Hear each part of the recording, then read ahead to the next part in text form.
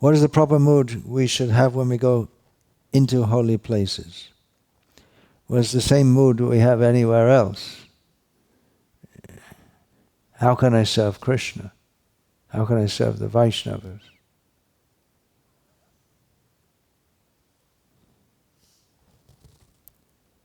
We should understand that holy places are holy places. Don't make them unholy. If you have a tendency to be unholy, put it on hold. Don't do it in the holy places. Bhagavatam speaks about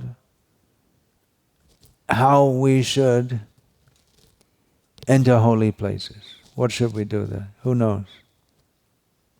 Or in a negative way, it tells what we shouldn't do. Anyone? Yatirtha buddhi salale nakari jid janeshva bhigneshu sa eva gokara. Persons who go to holy places simply to take a bath, but don't take advantage of the association of spiritually advanced people there, then their going to a holy place is no more beneficial than that of an animal going to a holy place. We should hear. And then again it's said that wherever anyone is speaking purely the message of Gita and Bhagavatam, that is a holy place.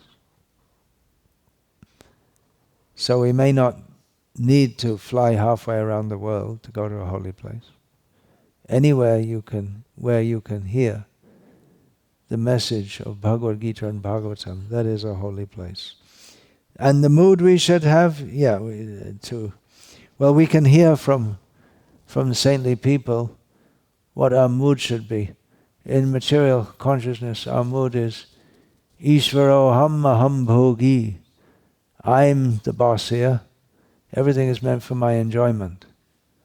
That demoniac way of thinking is to be thrown out and replaced by understanding I am a servant of Krishna and the Vaishnavas.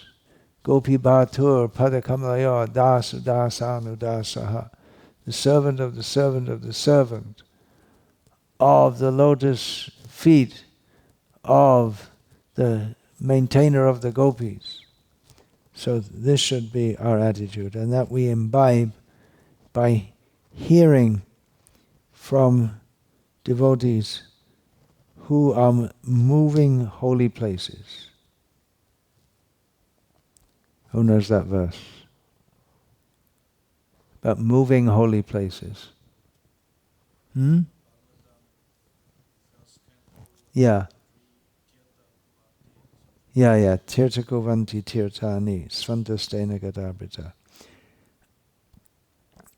Yudhishthira said to Vidura, you are a moving holy place.